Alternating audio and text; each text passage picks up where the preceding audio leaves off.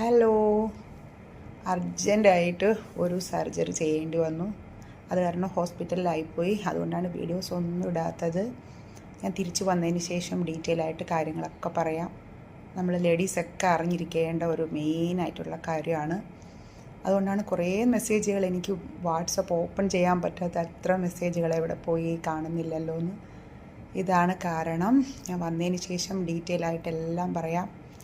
ഒരുപാട് പേരുടെ പ്രാർത്ഥനയുണ്ട്. എനിക്ക് ഒത്തിരി സംസാരിക്കാൻ പറ്റുന്നില്ല. അതുകൊണ്ടാണ് ചെറിയൊരു ഷോർട്സ് ആയിട്ട് നിങ്ങളുടെ അടുത്ത് പറയണമെന്ന് വിചാരിച്ചേ. ഒരുപാട് സ്നേഹം. ഇപ്പോൾ കുഴപ്പമൊന്നുമില്ല. ഇന്നലെ രാവിലെ സർജറി കഴിഞ്ഞു. ഇപ്പോൾ എല്ലാം ഓക്കെ ആയി.